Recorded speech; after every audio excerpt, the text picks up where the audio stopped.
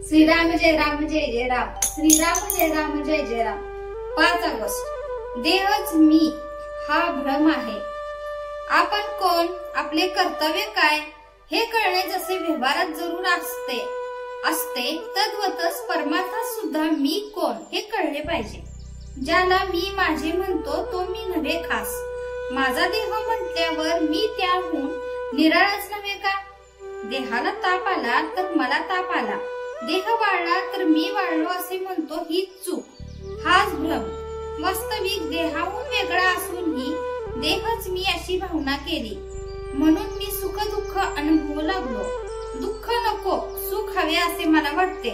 याचा अर्थ माझे मूळचे स्वरूप हे नित्य सुख रूपच असले पाहिजे। नदीच्या पात्रातले पाणी आणि तिथूनच भांड्यात आणलेले पाणी दोन्ही एकच। पण भांड्यातल्या पाण्याला चव किंवा स्वाद निराळाच येत असेल तर भांड्यात घाण आहे असे आपल्याला समजते। तसे सुखरूप असणाऱ्या आत्म्याचाच अंश असलेला जीव दुःखरूप झाला। याचे कारण देहसंगती। एका गृहस्थाची बायको बाळंत झाली तेव्हा त्याच्या मित्राने डॉक्टरची मदत आणि अशा इतर अनेक बाबतीत धावपळ केली, पण त्याने सोयर मुळीच पाळले नाही।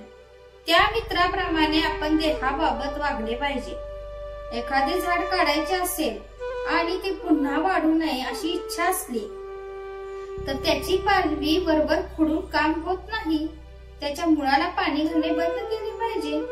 तद्वतच संसारूपी वृक्षाला आम्ही अभिमानाचे पाणी वारंवार घातल्यामुळे तो इतका फोफावला आहे, तो अभिमान नष्ट केला पाहिजे। मी कर्म केले हा भ्रम टाकून दिला पाहिजे। खरा कर्ता ईश्वर असताना जीव विनाकारणच मी कर्ता असे मानतो। कर्तृत्व आपल्या पुढे घेतल्यामुळे जीव सुख दुःख भोगतो।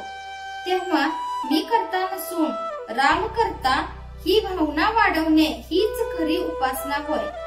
आपल्या आयुष्यात ज्या ज्या गोष्टी घडतात त्या सर्व भगवंताच्या इच्छेनेच घडतात अशी पूर्ण खात्री झाली की मग सुख दुःख उरत नाही।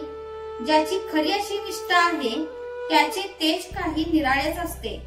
अशा माणसाला अचल समाधान लाभते।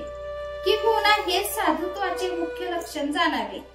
हे आपल्या अंगी यावे म्हणून साधनाची सर्व खटपट असते।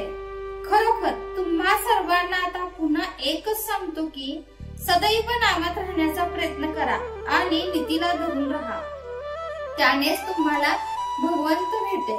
परमार्थात नीतीला शुद्ध आचरणाला फार महत्व आहे। जो शुद्ध मनाने परमेश्वराचे चिंतन नामस्मरण करतो त्याला सहाय्य करायला परमेश्वर सदैव तत्पर असतो। आपण त्या परमेश्वराला शरण जाऊन त्याच्या नामाचे प्रेम मागूया। दीनदयाळ भक्तवत्सल परमेश्वर कृपेचा वर्षाव करील याची खात्री बाळगा। जय जय रघुवीर समर्थ। आजचे बोधवाक्य, नामस्मरण समजून करावे। समजून म्हणजे राम करता या भावनेत राहून।